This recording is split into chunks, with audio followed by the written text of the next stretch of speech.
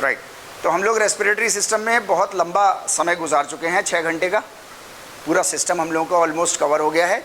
आज का हमारा जो है वो 15-20 मिनट का कैपेसिटीज़ और वॉल्यूम्स, मीन्स आपके लंग्स, जो लंग है हमारा, 2 लंग्स हैं, एक लंग का साइज़ बड़ा है, एक लंग का साइज़ छोटा है, वो सारी चीज़ें हम लोग already we had discussed, right. इसके अंदर जो है वो एयर के जाने की क्षमता है, राइट, वो हम लोग सब डिस्कस कर चुके हैं। वो हमारे पास ट्रैकिया है, ट्रैकिया जो है वो 2 ब्रोंक्यूल्स में डिवाइडेड है, 2 ब्रोंक्यूल्स फिर किस में डिवाइडेड है, एल्वियोलाई में डिवाइडेड है, राइट। एल्वियोलाई का सिंगुलर जो है वो एल्वियोलस है, उसमें डिवाइडेड है। पूरा एटमॉस्फेरिक एयर हम अंदर लेते हैं। आमतौर से गलतफहमी है कि ऑक्सीजन अंदर लेते हैं, तो उसको आप लोग मिटा लीजिएगा, बीपीएड के बच्चे मिटा लें, क्योंकि आप लोग टेक्निकल हैं। अब आप लोग एनाटॉमी फिजियोलॉजी पढ़ रहे हैं, तो हम ये नहीं कहेंगे किसी से भी कि हम ऑक्सीजन अंदर लेते हैं। हम ऑक्सीजन नहीं लेते, हम एटमॉस्फेरिक एयर अंदर लेते हैं। वो तो अंदर बॉडी का काम होता है कि वो ऑक्सीजन को अलग कर लेती है। बात सही है गलत है? ठीक है नहीं? हम लोग कहते चले आए होंगे ऐसे कि ऑक्सीजन लेते हैं, कार्बन डाइऑक्साइड छोड़ते हैं। नहीं, हम एटमॉस्फेरिक एयर अंदर लेते हैं और बॉडीली एयर बाहर छोड़ते हैं एटमॉस्फेयर में। उस बॉडीली एयर में कंसंट्रेशन जो है वो कार्बन डाइऑक्साइड का ज़्यादा होता है, दैट इज़ ट्रू। लेकिन ये नहीं है कि सिर्फ आप कार्बन डाइऑक्साइड छोड़ रहे हो, आप और भी पॉइजनस गैसेस छोड़ रहे हो, आप और भी पॉल्यूटेंट्स कुछ छोड़ रहे हो, आप कुछ और भी गैसियस सब्सटेंसेस छोड़ रहे होगे, लेकिन उसमें जो छोड़ी हुई सांस है उसके अंदर जो है वो कार्बन डाइऑक्साइड की मात्रा ज़्यादा है। इसलिए हम कह देते हैं, जो कि गलत होता है, लेकिन जनता को कहने दीजिए, आम जनता को, क्योंकि वो टेक्निकल नहीं है, क्योंकि they are not dealing with the anatomy and physiology. ठीक है, since now you are the student of physical education and you are dealing with the anatomy and physiology, it is not allowed for you people, because you are technical now, it is not allowed for you to use the words oxygen अंदर लेते हैं and carbon dioxide बाहर छोड़ते हैं। मैं अपनी बात समझा पा रहा हूँ ना आपको? Clear cut? Okay fine. हमारे लंग्स की कुछ कैपेसिटीज़ हैं, उसका एक वॉल्यूम है। हम लोगों ने बात करी थी कि वो 6 लीटर की उसकी क्षमता है, कि वो 6 लीटर तक ले सकता है, लेकिन ज़्यादा से ज़्यादा ट्रेंड जो आदमी होता है वो 3.5 लीटर तक ले लेता है। 3.5 से 4 लीटर के बीच में जो है वो अंदर वॉल्यूम भर लेता है, वो अपने हवा भर लेता है, राइट। इसी तरीके से हमारी ये पूरी लंग्स की कैपेसिटी है। जो बाकी का 2.5 से 2.5 लीटर बचा हुआ होता है, वो आपके किसी बीमारी के रेस्पॉन्स के लिए बचा होता है। किसी वजह से आपके एल्वियोलाई जो हैं वो ख़राब हो गए हैं, किसी वजह से आपके एल्वियोलाई बंद हो गए हैं, किसी वजह से मींस इंजर्ड हो गए हैं, तो आपका लिए जो है वो 2 से 2.5 लीटर की कैपेसिटी खाली ऑलमाइटी गॉड ने आपको दे रखी है कि जब इमरजेंसी पड़ जाए तो फिर इसको आप इस्तेमाल कर लीजिएगा। तो कोई भी आदमी पूरा 6 घंटा इस्तेमाल, 6 लीटर इस्तेमाल कर ले तो दैट इज़ नॉट पॉसिबल। ठीक है नहीं? 3.5 से 4 लीटर आप जो है वो अपनी कैपेसिटी इस्तेमाल कर लेते हो, उसको आप यूज़ करते हो, राइट। तो अभी हम लोग जो हैं वो रेस्पिरेटरी वॉल्यूम्स एंड कैपेसिटीज़ का, ये हमारा लास्ट पार्ट है रेस्पिरेटरी सिस्टम का, जो कि अगले 15 मिनट में मेरे ख्याल से हम लोगों को ख़त्म हो जाना चाहिए। बहुत आसान सा है, इसमें कोई टेक्निकलिटी बहुत ज़्यादा नहीं है। सबसे पहला है टाइडल वॉल्यूम। पढ़िए क्या है ये, और आप मुझे समझाने की कोशिश करिएगा कि आपने क्या समझा। The amount of air moving in and pushing out in one breath, ऐसे ही है ना, राइट। तो टाइडल वॉल्यूम क्या हुआ आपका? जो आप एक्सेल कर रहे हो और जो आप इनहेल कर रहे हो एक ब्रीथ में, that is your tidal volume, that is your tidal volume, right. ये जो आपका टाइडल वॉल्यूम है ये 500 ml है। नॉर्मल ब्रीदिंग, नॉर्मल मतलब बिना भाग दौड़ के, बिना किसी उसके, जैसे इस वक्त आप बैठे हुए हो तो you are taking normal breath, normal breath, और वो आपकी जो है वो 500 ml की है, आधा लीटर हवा आप इस वक्त अंदर ले रहे हो, जबकि कैपेसिटी कितनी है आपकी?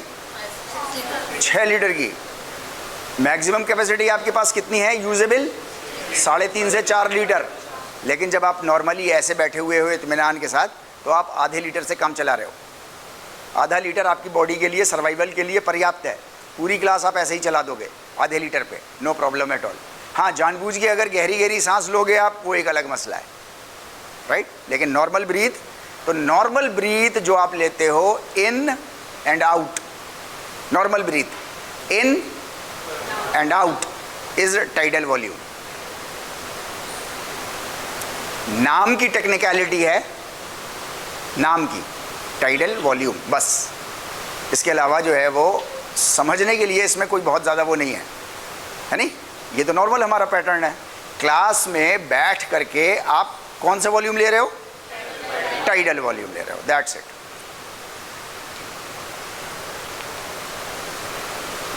राइट, टाइडल मैंने उन लोगों के लिए लिख दिया है जो लोग हिंदी में इसको बोलना चाहें। किस तरीके से हम इसको बोलेंगे, तो कुछ लोग हो सकता है इसको टिडल बोल लें, कुछ लोग इसको टाइडल बोलेंगे। तो इसका सही वर्ड जो है वो टाइडल, राइट। तो टाइडल आप इसको जो है वो प्रोनाउंसिएशन, इसका उच्चारण है ना, किसी भी चीज़ में, प्रोफेशन में उसकी जो टेक्निकल वर्डिंग्स होती हैं वो बहुत इंपॉर्टेंट होती हैं। अगर आप वर्डिंग्स को, उच्चारण को अगर आप धाराशायी कर दें तो आपकी पर्सनैलिटी पे धब्बा लग जाता है। जैसे आपकी पर्सनैलिटी पे धब्बा लग जाएगा अगर आप बोलेंगे शाम को शाम। बोलते हैं बहुत से लोग, शाम को मैं तुम्हारे घर आऊँगा, राइट। साग सब्जी खाऊंगा, बोलते ना ऐसा, राइट। अभी शाह है, जहाँ सा बोल रहे हैं वहाँ शाह बोल रहे हैं, और जहाँ शाह बोल रहा था वहाँ पे सा बोल रहे हैं, राइट। तो उच्चारण आपका अच्छा होना चाहिए। भाई हिंदी भाषा में शाह अपनी जगह मौजूद है, और दो तरह के शाह हैं, यानी एक तो शलजम वाला शाह है और एक पेट कटा शाह है। दो तरह, षटकोण वाला, दो शाह है। लेकिन उसके बावजूद हमारा उच्चारण बहुत ख़राब है ना, ख़राब। तो इस पे आप लोगों को बहुत ध्यान देना होगा। अगर आप लोग ध्यान दे करके ये सेमेस्टर में पूरे ध्यान दे लें तो आप लोगों की पर्सनालिटी में एक अलग ही निखार आ जाएगा। आपके घर वालों को भी एहसास होगा कि बच्चा जो है वो अलग तरीके से कुछ सीख करके आया है, क्योंकि वो शाम को आज भी शाम बोल रहे होंगे, श्याम को वो आज भी श्याम बोल रहे होंगे, लेकिन आप श्याम को श्याम बोल रहे होंगे, और सब्जी को सब्जी बोल रहे होंगे, सब्जी नहीं बोल रहे होंगे, ठीक है नहीं। इसी तरीके से टाइडल को टाइडल बोलिएगा, टाइडल को टाइडल ही बोलना है हमने, right. Now inspiratory capacity, right. नाम से पता चल रहा है कुछ क्या?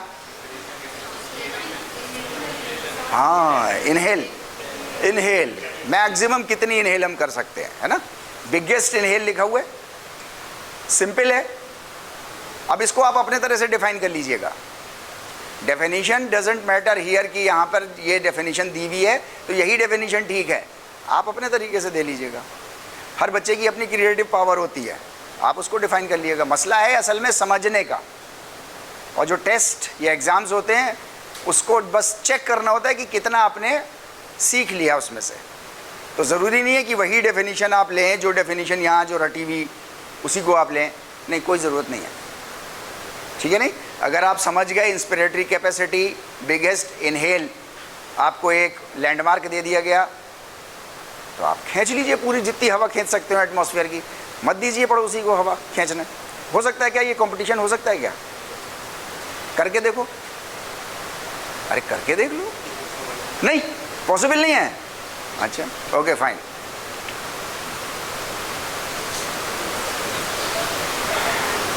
ठीक है, आपका जो मैकेनिकल फंक्शनिंग है आपके लंग्स की, मैकेनिकल फंक्शनिंग, उसको टेस्ट करने के लिए ये इंस्पिरेटरी कैपेसिटी जो है वो इस्तेमाल होती है। मैकेनिकल समझते हैं? मैकेनिकल बोला तो, मैकेनिकल एक टेक्निकल टर्म है, मैकेनिकल बोला तो हाँ, है ना, फंक्शनिंग उसकी, राइट। तो आपका लंग्स जो है वो पूर्णतः काम कर रहा है या नहीं कर रहा अपनी फुल वॉल्यूम पे। फुल वॉल्यूम उसकी कितनी है practical? Practical 3.5 to 4 max practical, है नहीं? ओरिजिनली कितनी है उसके पास? 6, ओरिजिनली 6 है, प्रैक्टिकली उसके पास 3.5 से 4 है, लेकिन मोस्ट ऑफ द टाइम हम आधे लीटर से काम चलाते हैं। ये चीज़ें कुछ हैं जो है याद रखने की हैं, और ये हमारे नॉर्मल ज़िंदगी की है, इसमें कोई मतलब बहुत स्ट्रगल नहीं है, संघर्ष नहीं है इसमें, ठीक है नहीं? राइट। 3.1 लीटर की 3.1 लीटर आप खींच सकते हो। आपके यहाँ से, आप में से जो लोग बहुत अल्ट्रा फिट होंगे वो 3.5, 5 और 4 खींचेंगे। नॉर्मल इंसान, देखिए एनाटॉमी एंड फिजियोलॉजी, ठीक है नहीं? जब भी पढ़ी जाएगी तो एवरेज इंसानों की लाइट में पढ़ी जाएगी, एवरेज इंसानों के संदर्भ में पढ़ी जाएगी। इस बात को हमेशा याद रखेंगे। जैसे अभी 3.1 लीटर लिख करके आया, आप में से किसी के जहन में ये सवाल आ सकता है, दिमाग में सवाल आ सकता है कि सर अभी तो आप 3.5, 4 कह रहे थे, है नहीं? यहाँ पर तो बिगेस्ट इनहेल जो है वो 3.1 कह रहे हो, तो ये 3.1 जो है वो एवरेज इंसानों के संदर्भ में बात हो रही है, क्योंकि एनाटॉमी एंड फिजियोलॉजी एवरेज इंसानों के लिए हम पढ़ रहे हैं। यहाँ तक बात क्लियर है बिल्कुल, राइट? जो लोग इसमें फिट हो जाएंगे बहुत, राइट, जिसको हम लोग एक्सरसाइज फिजियोलॉजी बोलते हैं, एक्सरसाइज फिजियोलॉजी, एक्सरसाइज के रेस्पॉन्स में आपकी फिजियोलॉजी कैसी हो जाती है, तो उसमें 3.5 to 4 लीटर्स हो जाएगा एक्सरसाइज फिजियोलॉजी में। लेकिन एनाटॉमी एंड फिजियोलॉजी आम इंसानों के संदर्भ में, उनके रिलेशन में हम लोग पढ़ रहे हैं, तो उनकी जो प्रैक्टिकल कैपेसिटी है वो 3.1 की है, बिगेस्ट इनहेल उनका कितना है? 3.1, राइट। क्या बोल रहे हैं इसको? इंस्पायरेटरी, इंस्पायरेटरी बोलो 3-4 बार जरा, उधर देख के बोलो। गुड। एक दूसरे को मत देखा करो। आप अपने इंप्रूवमेंट के लिए बैठे हो या दूसरों के इंप्रूवमेंट के लिए बैठे हो? आपको इस बात से क्या मतलब कि दूसरा आपके लिए क्या सोच रहा है? आप अपनी क्लास एक्टिविटी करो, वो अपनी क्लास एक्टिविटी करे, ठीक है नहीं? राइट। एक्सपिरेटरी रिजर्व वॉल्यूम, है नहीं? आपको लिंक दिया हुआ है, बिगेस्ट एक्सहेल, ठीक है नहीं? तो अब आप इसको पढ़ लो, रट लो, याद कर लो, या खुद अपनी डेफिनेशन बना लो, नो प्रॉब्लम एट ऑल। आपको ये समझ में आ गया कि ज़्यादा से ज़्यादा खींच लेना इज इंस्पायरेटरी रिजर्व वॉल्यूम, ज़्यादा से ज़्यादा एक्सहेलेशन मैक्सिमम लेवल बाहर निकाल देना एक्सपायरेटरी रिजर्व वॉल्यूम, ठीक है नहीं? कितना लीटर बाहर निकाल दिया इसने? 1200, 1 किलो 200 ग्राम ऑलमोस्ट। हालांकि केजी और लीटर में फ़र्क होता है, लेकिन अभी मान के चलते हैं हम लोग आम भाषा में बात करें, है नहीं? 1 लीटर 200 ग्राम उसने बाहर निकाल दिया। लिया कितना था? बिगेस्ट इनहेल कितना लिया था? 3.1। आम इंसान, हम आम बिगेस्ट इनहेल ऑफ आम इंसान। एनाटॉमी फिजियोलॉजी पढ़ रहे हैं हम, आम इंसान, बार बार आम इंसान नहीं कहेंगे, है नहीं?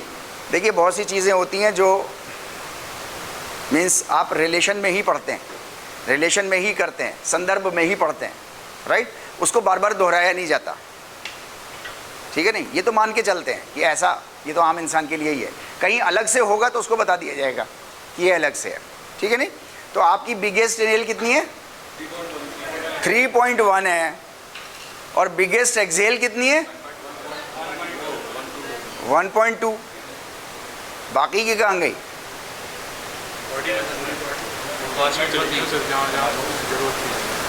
जहाँ जहाँ ज़रूरत थी वहाँ चली गई। ओके फाइन, मतलब इस्तेमाल हो गई, आप ये कह रहे हैं ऐसा? ओके गुड, शाबाश। कितनी इस्तेमाल हो गई? 1.8, 1.9 लीटर जो है वो इस्तेमाल हो गई, दैट्स इट। क्या है ये? Expiratory, expiratory, right. Now vital capacity, है नी, this is not vital capacity, this is vital capacity, right. पढ़ लीजिए खुद पहले, फिर हम लोग बात करें।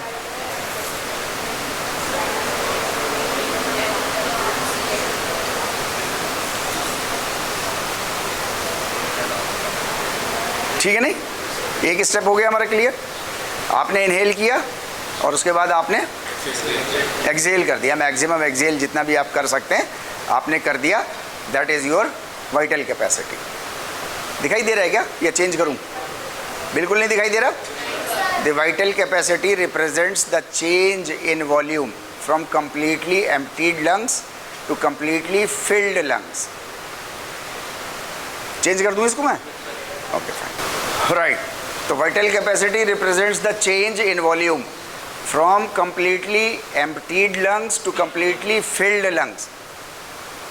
इसको फिर से गौर से थोड़ा सा पढ़िए आप खुद, और मुझे बताइए कि, या मैं जिससे पूछूं वो बताए कि क्या मतलब हुआ इसका।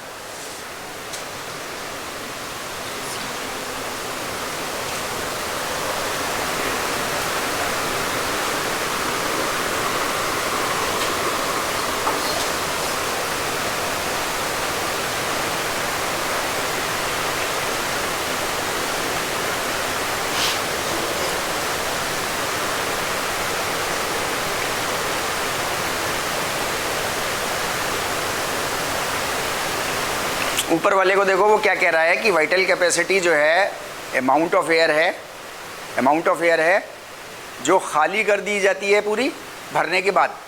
पूरी तरीके से आपने भरा, जोर लगा के भरा और आपने पूरा बाहर निकाल दिया, यानी कि inspiratory volume plus expiratory volume मिला करके आपका क्या हो गया, वाइटल कैपेसिटी हो गई। ठीक है नहीं।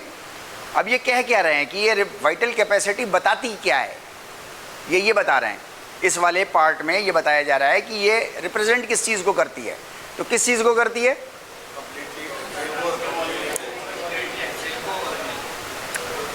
आपका टोटल, आपका ही बता रही है, change of volume from completely empty, पूरा खाली कर दिया और उसके बाद पूरा भर लिया आपने, तो कितना डिफरेंस आया। ठीक है नहीं, उसको जो है वो वाइटल कैपेसिटी। वाइटल कैपेसिटी के पार्ट्स कितने हैं? वाइटल कैपेसिटी के पार्ट्स कितने हैं? इसमें आपको कॉमन सेंस लगाना होगा। कौन कौन से? Inspiratory and expiratory, right. इसीलिए मैंने आपसे कहा था, यहाँ पे दिया हुआ नहीं है, लेकिन आपको अपना दिमाग खुद लगाना है उसमें। ठीक है नहीं। इंस्पायरेटरी वॉल्यूम और एक्सपायरेटरी वॉल्यूम, उसके दो कंपोनेंट्स हैं। किसके? Vital capacity, right. Vital capacity is an important measure of A persons respiratory health. आपको आपकी रेस्पिरेटरी हेल्थ जब भी नापी जाएगी तो वाइटल कैपेसिटी से ही नापी जाएगी। इसका इंस्ट्रूमेंट आता है, हम लोग पहले, इससे पहले की क्लासेस में उसके बारे में बात कर चुके हैं। स्पायरोमीटर के बारे में हम लोग बात कर चुके हैं। दो तरह के स्पायरोमीटर्स होते हैं, दो तरह के स्पायरोमीटर्स होते हैं, एक वेट और एक ड्राई। वेट जो है वो पानी वाला होता है, पानी में ड्रम होता है, उसमें पाइप लगा हुआ होता है, उसमें आपको जो है वो फूंक मारनी होती है आफ्टर इंस्पिरेटरी रिजर्व वॉल्यूम, पूरा बिगेस्ट इनहेल, और फिर एक्सपायरेटरी रिजर्व वॉल्यूम जो है वो आपको पूरा छोड़ देना होता है अपने पानी के अंदर। उस पानी का लेवल बढ़ता है तो ड्रम का लेवल बढ़ता है। That is your weight spirometer. Market में एक आते हैं ड्राई, जिसमें बॉल्स होती हैं, है नहीं, छोटी छोटी बॉल्स होती हैं, इतना सा इक्विपमेंट होता है, वो इतना सा पाइप लगा होता है। आप उसमें देख लीजिए, उसमें 600 सीसी, 900 सीसी, 1200 सीसी, तो आपका जितना भी, जो 600 सीसी होता है वो बहुत आराम से चला जाता है, जो 900 सीसी होता है थोड़ा सा मुश्किल से जाता है, 1200 सीसी जो है वो आपकी मैक्सिमम एक्सपिरेटरी रिजर्व वॉल्यूम होता है, राइट। तो वो थोड़ा मुश्किल से जाता है, वो थोड़ा मुश्किल से जाता है, राइट। Okay fine. ये कह रहे हैं कि 2 से 5 लीटर की होती है, 2 से 5 लीटर की आपकी वाइटल कैपेसिटी है। ठीक। राइट। इसे बोलते हैं वाइटल, क्या बोले, vital capacity. Okay fine. Residual volume, air left after acceleration, आपने एक्सेल कर दिया, उसके बावजूद बॉडी के अंदर लंग्स में, ट्रेकिया में आपकी जो है वो एयर ट्रैप्ड रह जाती है। आप चाहे कितनों ही जोर लगा दो, मीन्स मैक्सिमम जोर लगा दो, प्लस अपने साथी को भी अपने पेट पे चढ़ा दो, उसको बोलो धक्का मार जोर से, वो हवा बाहर नहीं आनी, वो अंदर ही रह जाती है। ठीक है, उसको डेड एयर बोलते हैं। डेड एयर, जहां वो ट्रैप्ड रहती है उसको डेड स्पेस बोलते हैं। होता नहीं है मरा हुआ, वो होता नहीं है मरा हुआ, उसका नाम किसी ने रखा हुआ है, और पहले किसी ने जिसने रख दिया होगा इसका नाम, उसके बाद से उससे बेहतर नाम नहीं मिला, उसके बाद उससे बेहतर नाम नहीं मिला, तो उन्होंने उसको एज इट इज़ ही रहने दिया है। ठीक है, नहीं, वो डेड स्पेस में वो एयर डेड एयर होती है, आपके किसी काम की नहीं है, लेकिन वो फंसी रह जाती है, वो ट्रैप्ड है उसी में ही। राइट, क्या चीज़ उससे बढ़ता है? बॉडी वेट नहीं, उससे वो है आपके अंदर, मतलब वो आपका जो बॉडी होगी, आप वेट लीजिए, जो डिजिटल मशीन होती है जिसमें 0.1, 0.2, 0.3, 0.4 करके बढ़ता है वेट या घटता है वेट, आप उसमें इंस्पिरेटरी के साथ लीजिए तो जाहिर सी बात है थोड़ा सा बढ़ जाएगा, एक्सपिरेटरी के साथ मैक्सिमम आप उसके साथ लीजिए वो भी हो जाएगा। लेकिन वो जो एक्सपिरेटरी आपने लिया है वो आपका ओरिजिनली वेट होगा, बॉडी का हार्ट मास का वेट होगा, उसमें डेड स्पेस की जो एयर है वो आपकी एज इट इज़ ही शामिल होगी उसमें, वो आप निकाल नहीं सकते, वो मतलब फिजियोलॉजिकली पॉसिबल नहीं है, फिजियोलॉजिकली पॉसिबल। जी, ये अनयूज्ड है, ये रिप्लेस होती रहेगी, ऐसा नहीं है वहाँ फंसी रहेगी, वो जब आप फ्रेश लोगे तो वो दूसरी फंस जाएगी जा करके, मतलब आप उसको निकाल नहीं सकते किसी भी तरीके से नॉर्मली। ऐसे हमारे बॉडी में 2-4 तरह के ऐसे फंक्शंस हैं, इसको बहुत इंपॉर्टेंट है, इसको समझ लीजिए। 2-4 तरह के फंक्शंस हैं जो जिंदा रहते पॉसिबल नहीं है, लेकिन हाँ कोई बहुत मीन्स क्रिटिकल लेवल का कोई इमोशनल ब्रेकडाउन हो जाए, बहुत critical level, normal under normal physiological circumstances जब आप 99.9% जीवन गुजारते हैं तो नो प्रॉब्लम एट ऑल, वो काम हो ही नहीं सकते। कुछ काम ऐसे हैं, मैं अभी आपसे नाम लूँगा एक आध का। एक तो यही है जैसे डेड स्पेस एयर आप बाहर निकाल दो, normally not possible, normally not possible at all. ठीक है, नहीं। इसी तरीके से हमारी जो मसल्स हैं जिनसे हम काम करते हैं, जिनसे हम लोड उठाते हैं, ये मसल्स जो हैं वो 1 क्यूबिक सेंटीमीटर, कितना लिख लीजिए आप इसको, 1 cubic centimetre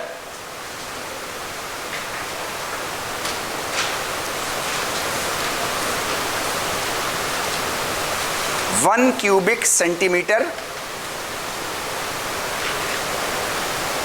of our skeletal muscle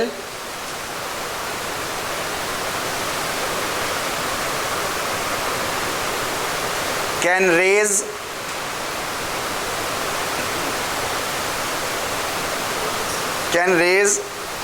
12 to 14 kg of weight, 12 to 14 kg of weight।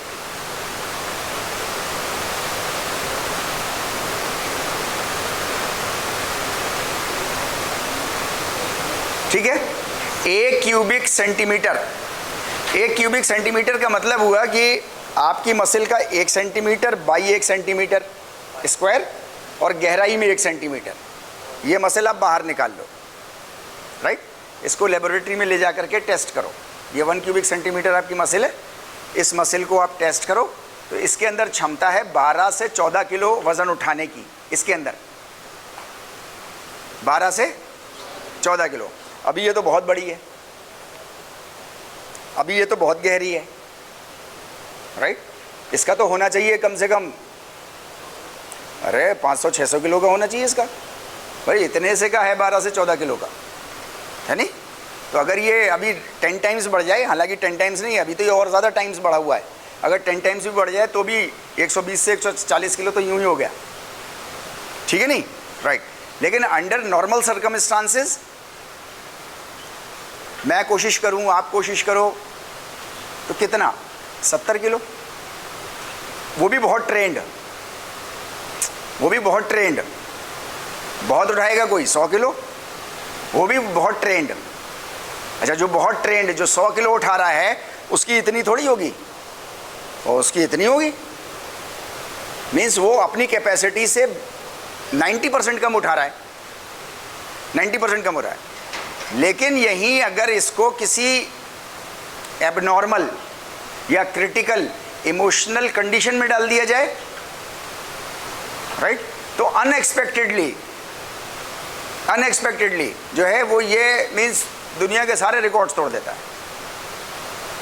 आप नेट पे सर्च करेंगे तो इस तरीके के आपको बहुत सारे एग्जाम्पल्स मिल जाएंगे। 2 मैं आपको बता रहा हूँ।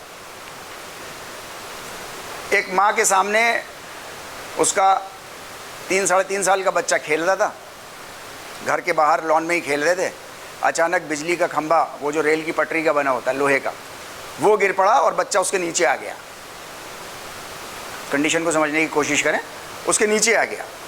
माँ चीखती हुई भागती हुई गई, उसने एक हाथ से वो खंभा उठाया और 6 मीटर दूर फेंका और बच्चे को एक हाथ से उठाया।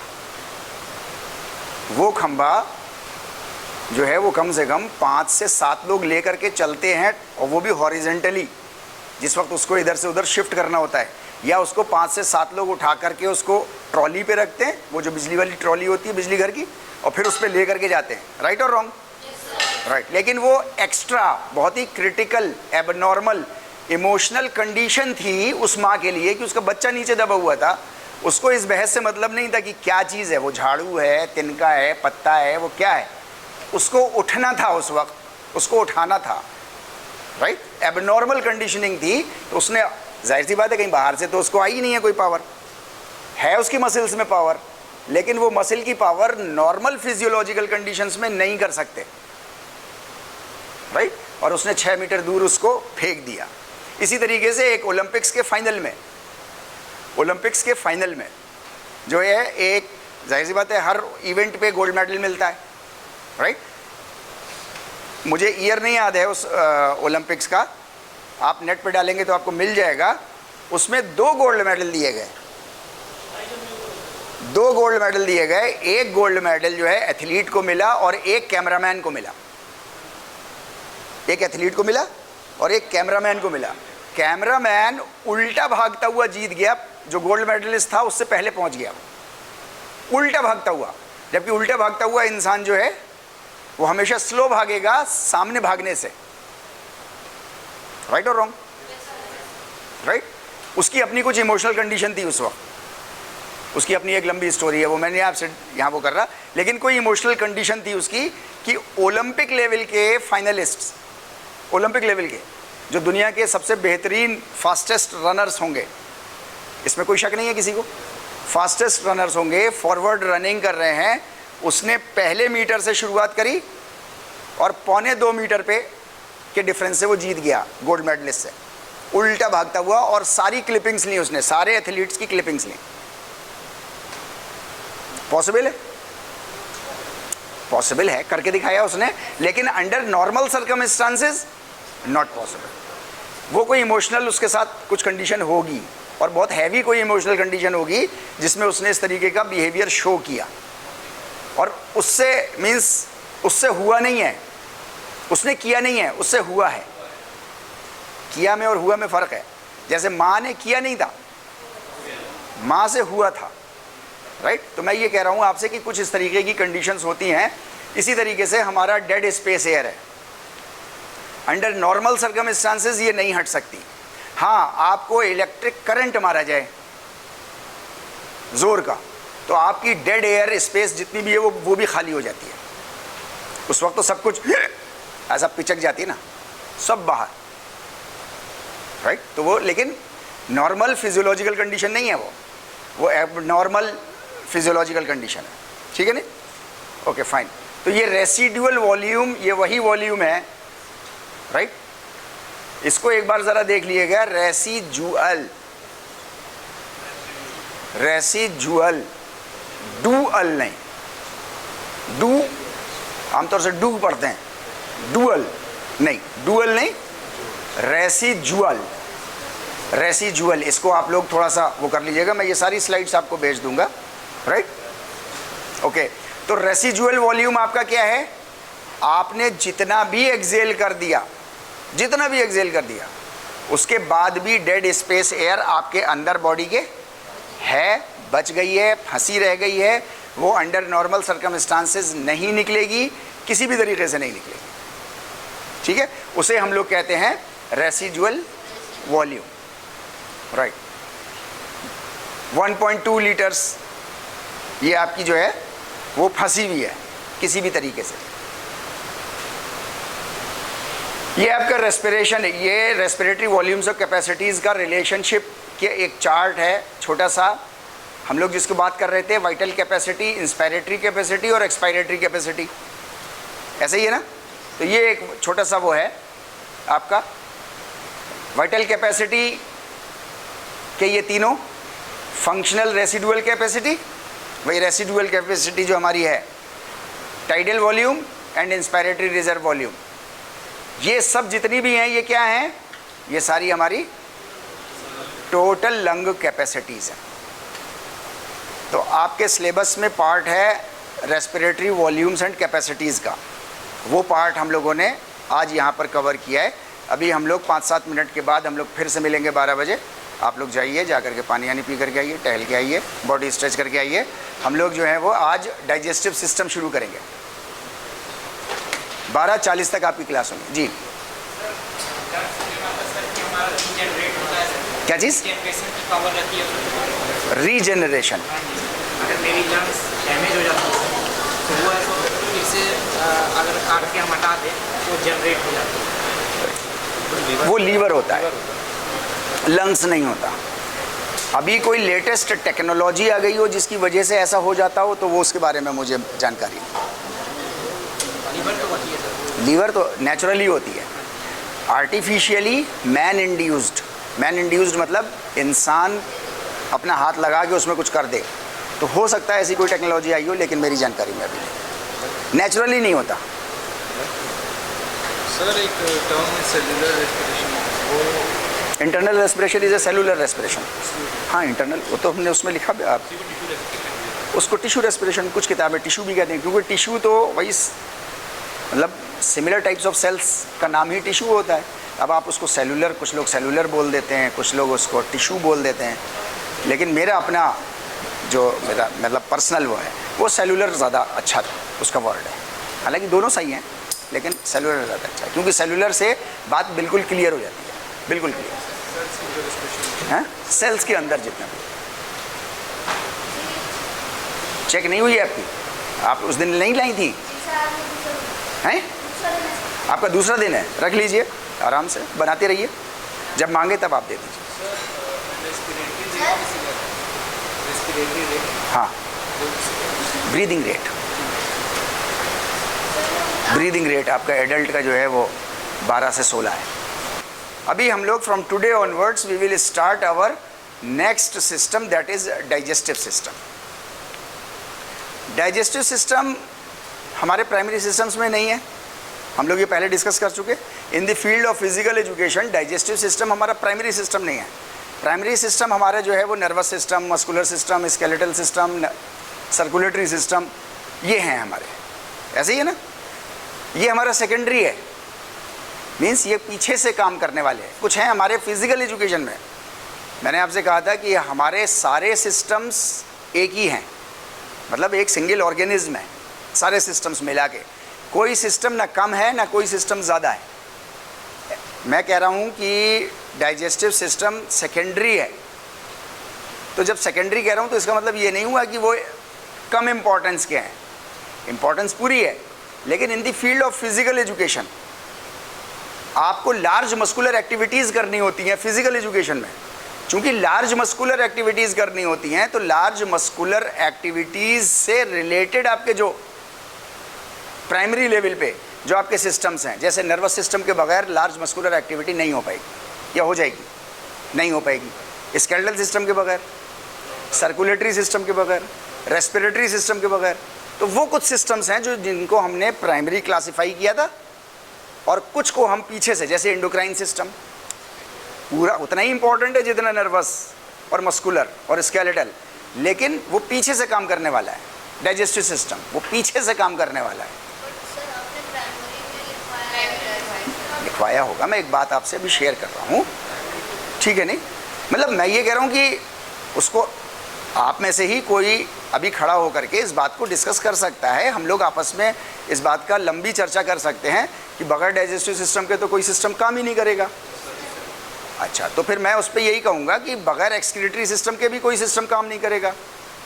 अभी पोटी रुक जाए किसी की 3 दिन 4 दिन 5 दिन, फिर देखो क्या हाल बनता है। सारी लार्ज मस्कुलर एक्टिविटी भूल जाएंगे हम। राइट और रॉन्ग है नहीं? तो मैं ये कह रहा हूँ कि कोई सिस्टम न कम है न ज़्यादा है। हम सिर्फ अपनी समझ की आसानी के लिए कुछ सिस्टम्स को ज़्यादा इंपॉर्टेंस दे लेते हैं, कुछ सिस्टम को हम थोड़ा कम इंपॉर्टेंस देंगे।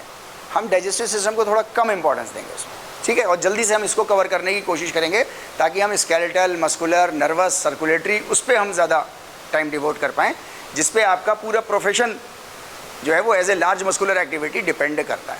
राइट? हमारा ये डाइजेस्टिव सिस्टम मुंह से शुरू हुआ है, राइट? और ये एनस तक चलेगा, जहाँ तक एक्सक्रीटरी सिस्टम, एक्सक्रीटा है नी, मल मूत्र, जहाँ तक बाहर नहीं निकल जाए, ठीक है? ये सिस्टम एक अकेला सिस्टम ऐसा है जो एक सिंगल पाइप का है,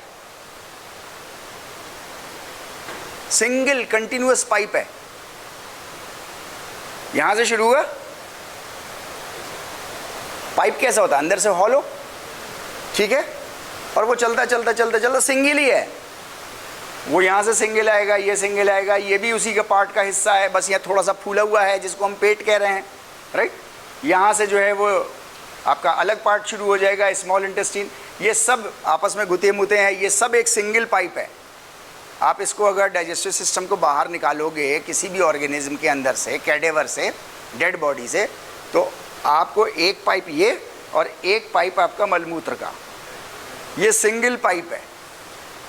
बस बीच बीच में कहीं पे थोड़ा सा फूला हुआ ज़्यादा होगा जिसको आप पेट कह रहे हो, कहीं गुड़ी मुड़ी ज़्यादा होगा, थोड़ा मोड़ा ज़्यादा होगा जिसको आप आंत कह रहे हो। कुछ बड़े लेवल पे पाइप होंगे तो उसको आप लार्ज इंटेस्टाइन्स कह रहे हो।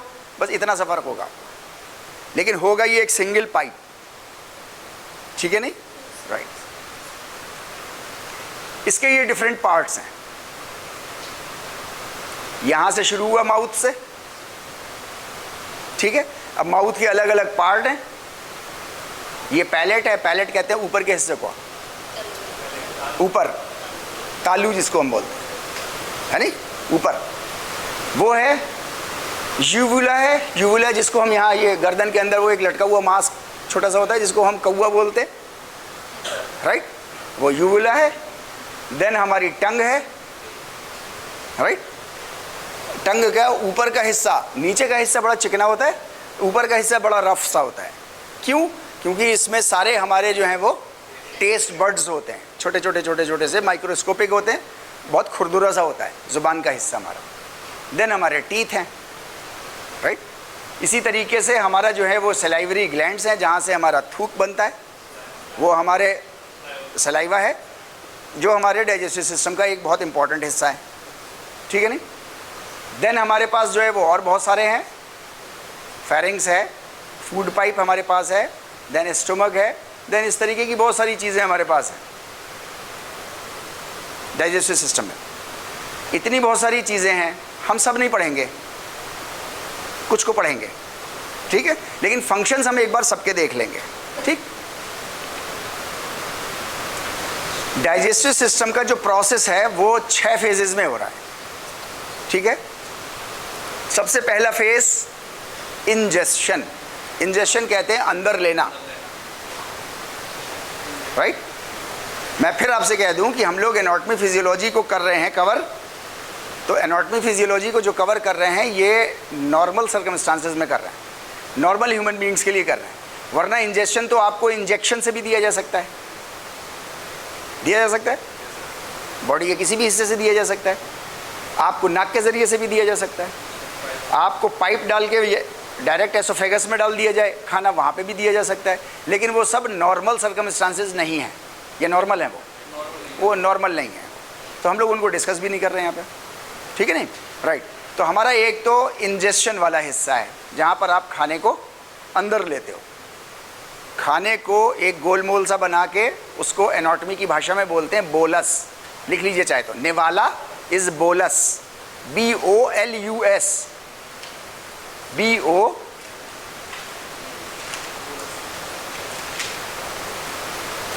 कभी सेशनल में आ जाए बोलस, आप कहोगे PPT में तो दिया नहीं था, डिजिटल में दिया था, क्लास में लिखाया था, है नहीं।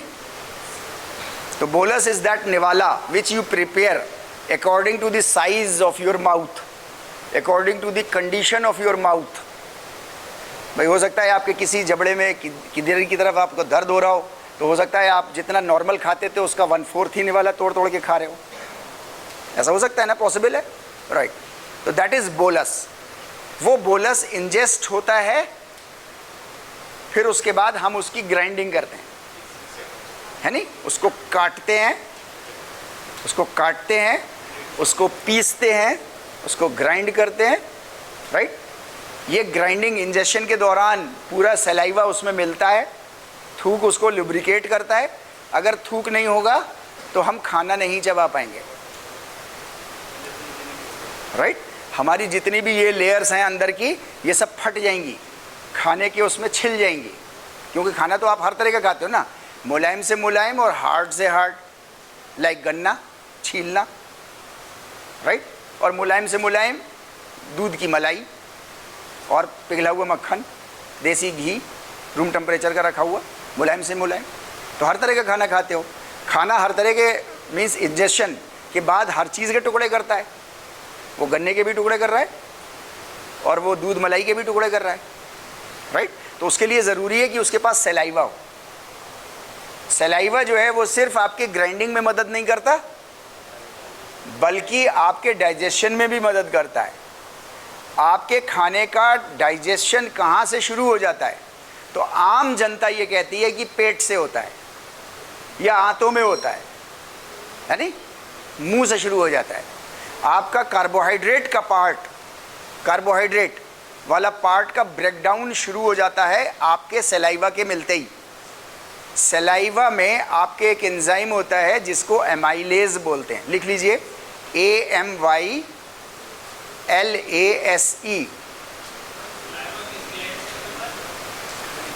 सलाइवरी ग्लैंड्स पीछे मैंने दिए थे आपको स्लाइड में, पीछे अगर आपने देखे हो, sublingual, submandibular and parotid, 3 glands हैं हमारे पास। ये ग्लैंड्स से जो है वो सलाइवा हमारा बार बार निकलता है। ये ग्लैंड्स किसी तरीके से प्रॉब्लम क्रिएट कर दें तो सलाइवा का निकलना कम हो जाता है या ख़त्म हो जाता है, राइट। तो एमाइलेज हमारे पास, एक सलाइवा के पास एक एमाइलेज नाम का AMYLASE, एमाइलेज नाम का एक एंजाइम है,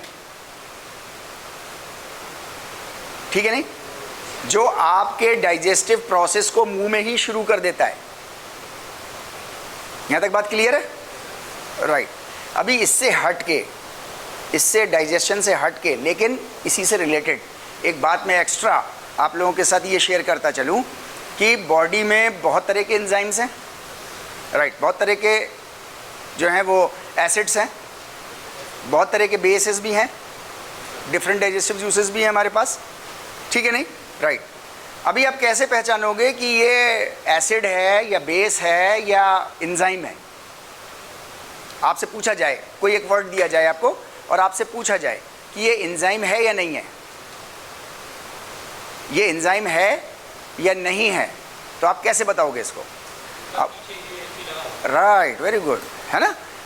किसी भी वर्ड के, एनाटॉमी फिजियोलॉजी की बात मैं कर रहा हूँ, किसी भी वर्ड के पीछे सबसे लास्ट में अगर ASE लगा हुआ है तो इसका मतलब है कि वो एंजाइम है, जैसे अभी आपने लिखा एक वर्ड एमाइलेज, ASE, किसी भी वर्ड के पीछे अगर ASE लगा हुआ है तो वो एंजाइम है। ये पहचान है उसकी, यूनिवर्सल पहचान है, इसमें कोई कंफ्यूजन आपको कभी आगे होना नहीं चाहिए। कल को आपको टीचिंग के मीन्स जॉब से रिलेटेड बहुत सारे टेस्ट देने होंगे, उन सारे रिटन टेस्ट में आपको एक सवाल आ सकता है ये कि इनमें से कौन सा एंजाइम है, उसमें कोई एक स्पेलिंग दी होगी ASE की, ठीक है नहीं? तो आंख बंद करके ASE वाला जो वर्ड हो वो आपका एंजाइम है। यहाँ तक बात क्लियर है? राइट। इसी से चलते एक और बात मैं कर रहा हूँ आपसे। कहीं पे अगर इन्फ्लेमेशन हो गया है अंदर बॉडी में, कहीं कुछ बीमारी सा रिएक्शन टाइप का शुरू हो गया है अंदर बॉडी के, राइट, इन्फ्लेमेशन हो गया है, तो उसको जो है वो TIS, लास्ट में TIS लग जाता है। TIS, टिस मतलब इन्फ्लेमेशन, TIS मतलब इन्फ्लेमेशन, ठीक है नहीं? Inflammation, INFLAMMATION, inflammation.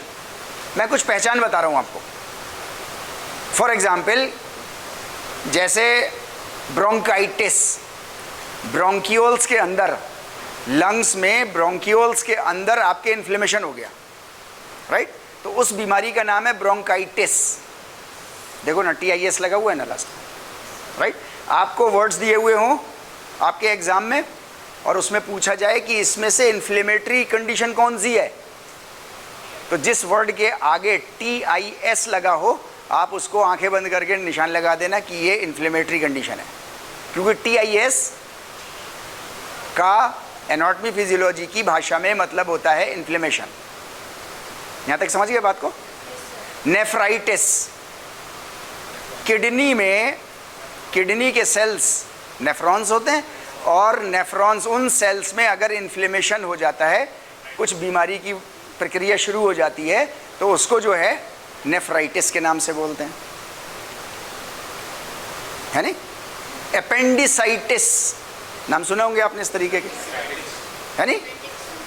ऐसे बहुत सारे, कंजक्टिवाइटिस अभी जो हो गया आई फ्लू जिसको हम बोल रहे हैं, कंजक्टिवाइटिस। तो ये जितनी भी हैं टिस, ये सब इन्फ्लेमेशन, एज, ये सारे एंजाइम्स हैं, ये सारे, राइट। तो आपके सलाइवा के दो काम हैं बहुत इम्पोर्टेंट। एक तो मिक्सिंग करता है, घूमने में मदद करता है बहुत, ठीक है। दूसरा आपका जो है वो फूड का डाइजेशन, ब्रेकडाउन शुरू कर देता है। और तीसरा बहुत इम्पोर्टेंट काम उसका है कि आपकी बोलचाल आपके सलाइवा के अमाउंट पर निर्भर करती है। आपके मुंह में जितना सलाइवा, जितना मॉइस्टेंड रहेगा, गीलापन रहेगा, आप उतना फ्लुएंटली बोल लोगे। स्टेज पे खड़े होके बहुत से लोगों को, जिसको कहते हैं ना गला सूख गया, तो इनफैक्ट वो गला नहीं सूखता उसका, इनफैक्ट वो मुंह सूख जाता है, जिसको हम गले से रिप्रेजेंट करते हैं। गले से इसलिए करते हैं क्योंकि आवाज़ नहीं निकलती उसकी। और जिस ज़माने में ये कहावत शुरू हुई होगी उस ज़माने में पता नहीं होगा, शायद उस ज़माने में शायद पता नहीं होगा कि सलाइवा की वजह से बोल पाते हैं या नहीं बोल पाते। लेकिन ये पता चल गया कि भाई ये तो छू के ही पता चलता है ना कि ये तो, हम लोगों ने एक्सपेरिमेंट भी किया था इसका, कि हम बोलते हैं तो कौन सा हिस्सा घरघराता है ज़्यादा, राइट। तो ये तो पहले से पता होगा, ह्यूमंस को हज़ारों साल से पता होगा। तो इसलिए जो है वो स्टेज फियर को वो कहने लग गए, मशहूर हो गया हमारे बीच में कि गला सूख जाता है उसका तो सबके सामने बोलने से। इनफैक्ट गला नहीं सूखता, वो मुंह सूखता है सलाइवा की एब्सेंस से, जिसकी वजह से वो बोल नहीं पा रहा। तो बोलने के लिए बहुत ज़रूरी है आपको सलाइवा भी चाहिए, है नी? फूड की बहुत अच्छी मिक्सिंग हो जाए, उथल पुथल हो जाए, उसके लिए सलाइवा चाहिए। अच्छे से डाइजेस्टिव सिस्टम काम करना शुरू कर दे मुंह में ही, उसके लिए सलाइवा आपके लिए बहुत ज़रूरी है। राइट। तो इंजेक्शन करके आपके ये सारे काम एक साथ हो रहे होते हैं। क्या चीज़? नहीं समझा मैं आपका सवाल। कितना परसेंट? राइट। कार्बोहाइड्रेट का शुरू का हिस्सा इसका मतलब वहाँ शुरू हो जाता है। आप कितना परसेंट कहोगे तो परसेंट पे शायद 2-3%, शायद 2-3, शायद, लेकिन वो कार्बोहाइड्रेट अभी शुरू हुआ है वहाँ पे। तो जो सवाल सिर्फ इतना आता है, सवाल सिर्फ इतना सा आता है कि डाइजेशन प्रोसेस आपका कहाँ से शुरू हो जाता है डाइजेस्टिव सिस्टम में, तो वो मुंह से शुरू हो जाता है। जी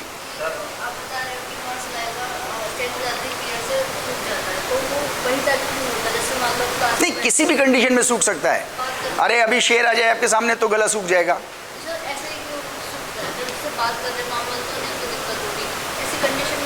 असल में कहीं पे भी हम मतलब जहाँ हमारे सामने जो है वो डर की स्थिति आ गई है, स्ट्रेस, जहाँ हमारी कंडीशन जो है वो स्ट्रेसफुल हो गई है, या हम बहुत ज़्यादा हाई लेवल के एंजाइटी में चले गए, तो वहाँ पर हमारा जो सेलेवरी ग्लैंड्स हैं वो काम करने बंद कर देते हैं, उनसे सिक्रीशन बंद हो जाता है। उनसे जैसे ही सिक्रीशन बंद हुआ तो अंदर जितना सलाइवा है वो एक बार में इस्तेमाल हो जाएगा, उसके बाद नया बंद मीन्स निकल के बाहर नहीं आ रहा। तो आपका मुंह जो है वो थोड़ी देर में 2-4 मिनट, 2-4 सेकंड, 10 सेकंड, डिपेंड करता है आप कितना डर गए, उसके हिसाब से वो सूख जाएगा, उतना सीख। डिहाइड्रेशन में तो बहुत लंबा प्रोसेस है, वो मेडिकल कंडीशन हो गई। भाई डिहाइड्रेशन आपका कम से कम 4-5 दिन के बाद फिर सलाइवा सूखना शुरू। हाँ, ज़्यादा फिजिकल वर्कआउट कर लेते तो भी मैं कह रहा हूँ ना, मतलब वो बहुत इंटेंस कंडीशन हो गई वो। तो किसी भी इंटेंस कंडीशन में ही सलाइवा का प्रोडक्शन नॉर्मल बंद होगा। वो कोई भी इंटेंस कंडीशन हो सकती है, वो फिजिकल कंडीशन भी इंटेंस हो सकती है, वो डर की कंडीशन, स्ट्रेसफुल कंडीशन भी हो सकती है आपकी, या कोई बीमारी की कंडीशन भी हो सकती है जिसमें बन ही नहीं रहा आपका सलाइवा। ठीक है ना? राइट।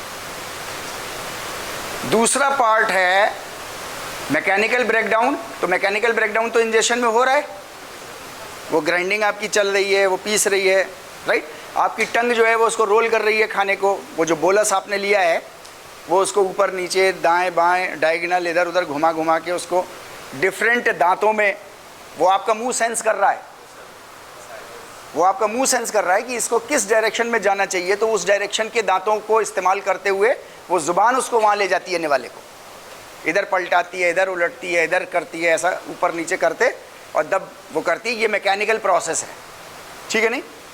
मैकेनिकल प्रोसेस के बाद फिर प्रोपल्जन आता है, मीन्स आपका मुंह जो है वो खाने को किसी एक डायरेक्शन में फेंकता है नहीं, उसका प्रोपल्जन करता है। अब वो डाइजेस्टिव एक पाइप है जिसको हम फूड पाइप कहते हैं, जिसको हम एसोफेगस कहते हैं, उससे बंधा हुआ है, वो डायरेक्ट मुंह से अटैच्ड है, तो फूड वहीं वहीं जाता है। फॉर एग्जाम्पल अगर वो एसोफेगस ना हो तो वो कहीं और चला जाएगा, वो ट्रैकिया में चला जाएगा, विंड पाइप में चला जाएगा, या हो सकता है कि वो कहीं और धड़ाम से गिर जाए करके नीचे पेट में। तो वो एक पाइप है, उसमें प्रोपल्जन उसका होता है, उसको थ्रो किया जाता है, जिसको हम लोग आम भाषा में क्या बोलते हैं? निगलना, गुटकना, है नहीं, सटकना, राइट। ये सारे वर्ड्स हम लोग इस्तेमाल करते हैं, उसके लिए प्रोपल्जन वर्ड इस्तेमाल होता है, राइट। देन हमारा केमिकल डाइजेशन हो रहा है पेट के अंदर, है नहीं, जितना भी एसिडिक फूड है वो सारा यहाँ डाइजेस्ट होगा, जितना भी प्रोटीन है वो सब यहाँ डाइजेस्ट होगा। एसिडिक, हाँ स्पाइसी भी हो सकता है, और एसिड नेचर के हों, जैसे गोश्त है नहीं, आपके पेट में हाइड्रोक्लोरिक एसिड है, वो हाइड्रोक्लोरिक एसिड बिल्कुल प्योरेस्ट फॉर्म में है। हाइड्रोक्लोरिक एसिड की खासियत होती है कि अगर वो आपके उस पर गिर जाए, आप लोगों को हाई स्कूल में हाइड्रोक्लोरिक एसिड के टेस्ट कराए गए होंगे, बहुत ही स्टूडेंट्स को दिया जाता है, वो बहुत ही डाइल्यूटेड होता है, वो प्योर नहीं होता। उसकी एक बूंद गिर जाती है तो हमारी स्कूल की शर्ट अक्सर छेद बन जाता है उसमें। तो अगर वो कहीं प्योरेस्ट फॉर्म में हमको मिल जाए,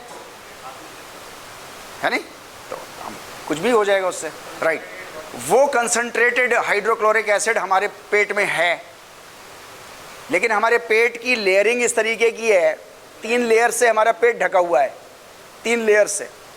उसकी जो आउटर लेयर है वो इतनी चिकनी है कि हाइड्रोक्लोरिक एसिड जैसे ही उस पर आता है तो फिसलता रहता है, वो रुक ही नहीं पाता। हाइड्रोक्लोरिक एसिड को जलाने के लिए किसी एक जगह ठहरना होगा ना थोड़ा, तभी तो केमिकल रिएक्शन कर पाएगा। वो कर ही नहीं पा रहा, वो कंटिन्यूअसली फिसल रहा है। बिल्कुल इस तरीके से जैसे बुलेट प्रूफ जैकेट होती है। बुलेट प्रूफ जैकेट के अंदर स्ट्रेंथ होती है, लेकिन वो स्ट्रेंथ असल में उसकी जो स्ट्रेंथ होती है वो उसका स्लिपरी मटेरियल होता है। जैसे ही बुलेट किसी भी एंगल पे टकराती है तो उसे स्लिप कर जाती है। बुलेट को अंदर घुसने के लिए थोड़ा ठहरना पड़ेगा ना, तभी तो अंदर जोर मार के घुसेगी। वो वहाँ ठहर ही नहीं पाती, वो जैसी टकराती है वैसी फिसल जाती है। तो वो सेफ्टी कवच आपका जो बुलेट प्रूफ है वो बिल्कुल बुलेट प्रूफ ऐसे ही जैसे पेट के अंदर बुलेट प्रूफ लगा हुआ है। तो हाइड्रोक्लोरिक एसिड वहाँ रुक नहीं पा रहा, वो कंटिन्यूअसली उससे फिसलता रह रहा है। हाँ, डाइजेस्टिव सिस्टम हमारा जो है बहुत अफेक्टेड हो जाता है अगर आप बहुत स्ट्रेसफुल कंडीशन में हो। आपको खट्टी खट्टी डकारें आने लगती हैं, पेट के अंदर जलन महसूस होने लगती है, राइट। उसकी वजह क्या है? स्ट्रेस कर क्या रहा है? स्ट्रेस जो है, हाइड्रोक्लोरिक एसिड सिर्फ और सिर्फ तब निकलता है जब खाना वहाँ पहुँच जाए और नर्वस सिस्टम से सिग्नल मिल जाए कि ये खाना आ गया, इसको दे दो भैया हाइड्रोक्लोरिक एसिड, नहीं तो ये यहाँ सड़ जाएगा। ठीक है, राइट। कभी कभी क्या होता है कि आपके ज़्यादा स्ट्रेसफुल रहने से नर्वस सिस्टम को मिसफायरिंग होने लगती है कि कुछ एसिडिक आ गया। स्ट्रेस है ना, एसिडिक है, बस साइकोलॉजिकल एसिड है ना, वो कुछ एसिडिक आ गया तो वो बिना खाने के वो HCl अंदर चला जाता है पेट में और वो लेयर्स को काटने लगता है। खाने के साथ चूंकि मिल जाता है तो डाइल्यूटेड हो जाता है, प्लस वो स्लिपरी उसका वो काम करता रहता है, नो प्रॉब्लम। लेकिन अगर सिर्फ और सिर्फ HCl चला जाए और खाना ना हो तो फिर वो थोड़े वक्त के बाद, थोड़ा वक्त मतलब कुछ दिन कंटिन्यूअस गुजारने के बाद फिर वो उस लेयर को हल्का हल्का हल्का उसमें छेद करने लगता है, जिसको आप कहते हो जलन महसूस हो रही है, खट्टी खट्टी डकारें आ रही। फिर वो HCl ऊपर आने लगता है डकार के साथ, यहाँ तक आ जाता है, कहते हैं ना यहाँ तक जलन होने लगी, तो वो HCl होता है आपका जो आ जाता है। तो हमारा केमिकल डाइजेशन जो है वो हमारे पेट के अंदर वो यहाँ पर हो रहा है, देन एब्जॉर्प्शन हमारा इंटेस्टाइन्स के अंदर हो रहा है, खाना हमारे ब्लड में जाएगा। जी, जैसा हम डाइजेशन के लिए कार्बोनेटेड वाटर या मतलब कोई भी सोडा ऐसी चीज़ लेते हैं पीने के लिए, तो उससे फ़ायदा है? मतलब देखिए खाने के टाइम खाने के साथ में लेते हैं? नहीं, खाने के टाइम जो है वो अगर आप जो खाना आप खा रहे हो उसको लिक्विडिफाई मत करो तो आपका डाइजेस्टिव सिस्टम ऑप्टिमम लेवल पे काम करेगा। अगर आप उसको लिक्विडिफाई कर दोगे तो जाहिर सी बात है आपके जितने भी डाइजेस्टिव जूसेस जा रहे हैं वो सब भी डाइल्यूट हो जाएंगे। अच्छा, जब वो डाइल्यूट हो जाएंगे तो वो उतनी पर्याप्त क्षमता के साथ काम नहीं कर पाएंगे जितना उनको करना चाहिए था। इसीलिए खाना खाने से आधा घंटा पहले तक आप खाना खा लो, तो उस समय पानी पी लो आधे घंटे पहले, या फिर 40-45 मिनट के बाद आप पानी पी लो, ताकि अच्छे से डाइजेस्टिव जूसेस खाने के साथ एक बार मिल जाएं, उनके बाद आप पानी पी लो, नो प्रॉब्लम एट ऑल। लेकिन आपने खाना खाया और पानी भी पिया, साथ में डाइजेस्टिव जूस भी निकले, तो पानी, डाइजेस्टिव जूस और खाना एक साथ मिल गए ना सब, तो जो डाइजेस्टिव जूसेस है वो डाइल्यूटेड हो गए, तो अब यानी कि कम इफेक्टिवनेस के साथ काम करेंगे आपके खाने के ऊपर, तो आपको फिर खाना सड़ेगा पेट के अंदर, फिर वो खट्टी डकारें आएंगी, फिर वो सारी प्रॉब्लम वो सब होगी आपको। तो कोशिश करें कि ना लें कोई भी लिक्विड किसी भी तरीके का, ना लें। अगर लेना है तो फिर 40 मिनट के बाद लीजिए। जी,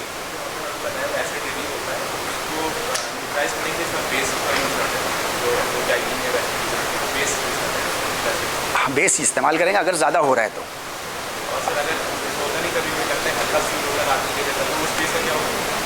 अगर हल्का सा फील हो रहा है तो थोड़ा बॉडी को रिस्पॉन्स करने का टाइम दीजिए ना। भाई बॉडी आपकी कब इम्प्रूव करती है? जब आप अपनी बॉडी को थोड़ा एक्सर्ट करते हो, तो थोड़ा उसको एक्सर्ट करने दो। अगर 2-3 दिन में ठीक हो जाती है तो ठीक है, नहीं तो उसके बाद दवा लेना शुरू कर देना, फिर दवा लेना। तो 2-3 दिन का टाइम दो बॉडी को, लेकिन इमरजेंसी कंडीशन में ना हो ऐसा नहीं कि हड्डी टूट गई हो 3 दिन का वेट कर रहे हैं कि बॉडी को एक्सर्ट करने दो ज़रा। आप कुछ कह रहे थे?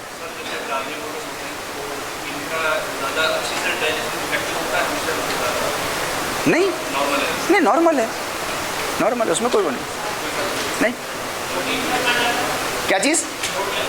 प्रोटीन भी जाएगा। प्रोटीन आपका जो है वो पेट से शुरू हो जाएगा। पेट का एक पार्ट है आपका, प्रोटीन का एक पार्ट है, ये फंडस कहते हैं इसको, यहाँ से शुरू हो जाएगा और इंटेस्टीन्स में जाता रहेगा। इंटेस्टीन्स तक वो प्रोटीन जो है वो आपका इस्तेमाल। देखिए आपके पास जो आपका न्यूट्रिशन है वो 3 मेजर पार्ट्स में डिवाइडेड है नहीं? ज़्यादातर लोगों को पता होगा, कार्बोहाइड्रेट, फैट एंड प्रोटीन। यार अभी एक बात हो रही है, आप बीच में एक बात ले आए, थोड़ा सा सब्र कर लो, अपना क्वेश्चन याद रखो। इसीलिए मैं कहता हूँ कॉपी पेंसिल खोल के रखो, कोई क्वेश्चन याद आए, बात कुछ और चल रही हो तो आप अपने क्वेश्चन को लिख लो। नहीं तो होता क्या है, असल में सारी बातें इंटर रिलेटेड होंगी। अभी मैं कुछ बोल रहा हूँ, बोलते बोलते कोई दूसरा सवाल आपके जहन में आ जाएगा। नहीं, वो कोई दिक्कत नहीं है, ये सीखने की बातें है नहीं? अब वो सवाल आपने अगर नहीं लिखा, मैंने कुछ और बोला तो आपको दूसरा सवाल आ गया, पहला सवाल भूल जाओगे, जबकि पहला सवाल भी इम्पॉर्टेंट था और दूसरा भी इम्पॉर्टेंट है। राइट, क्या बात कर रहे थे हम लोग? हाँ, कार्बोहाइड्रेट, फैट एंड प्रोटीन, ये 3 हमारे बड़े खाने हैं, ठीक है नहीं? कार्बोहाइड्रेट हमारा जो है वो ग्लूकोज में, ग्लूकोज, ग्लाइकोजन, सिंपलेस्ट फॉर्म इसकी, फ्रक्टोज, राइट। हमारा ये फैटी, ये ग्लिसरॉल, ग्लिसरॉल इसका जो क्या कहेंगे आप इसको, इसका बेसिक स्ट्रक्चर, ठीक है नहीं?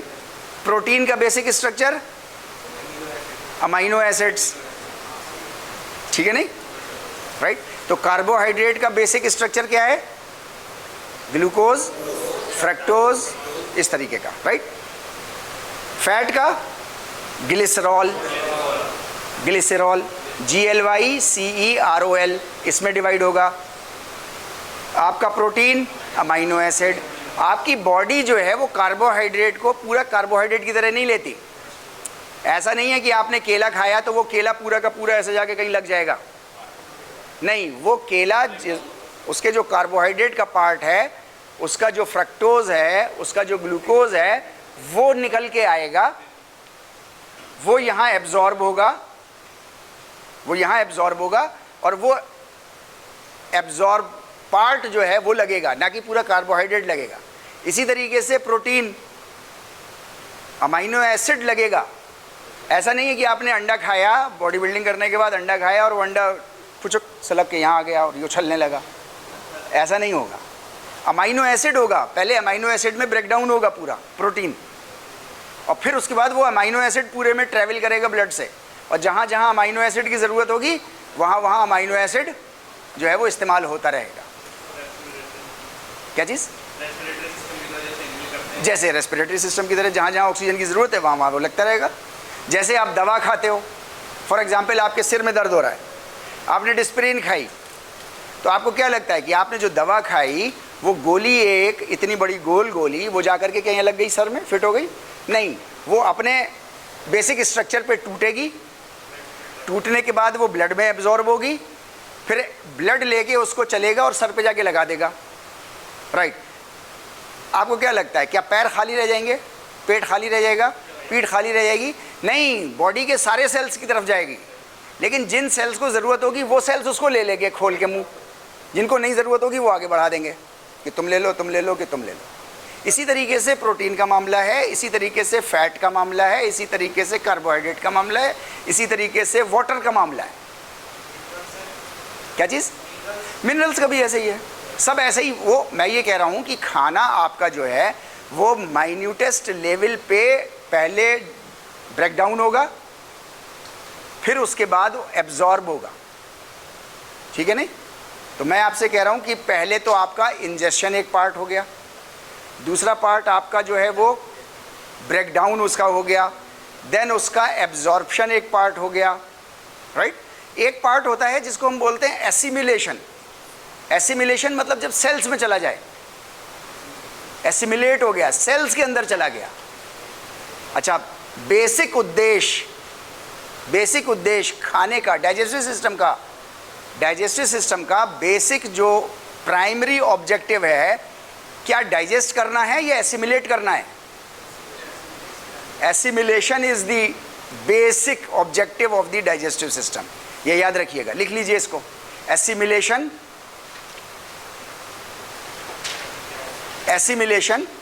is the basic objective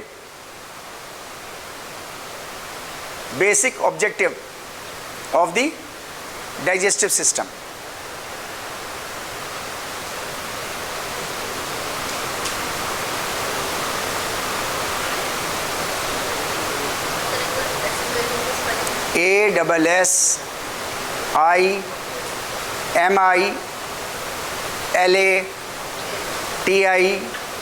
ASSIMILATION, right. Absorb हो जाएगा, एब्जॉर्ब के बीच में एसिमिलेट हो जाएगा, एसिमिलेट के बाद फिर एलिमिनेट हो जाएगा। एलिमिनेट मतलब जो जो बॉडी में ज़रूरत नहीं थी या ज़रूरत से ज़्यादा आ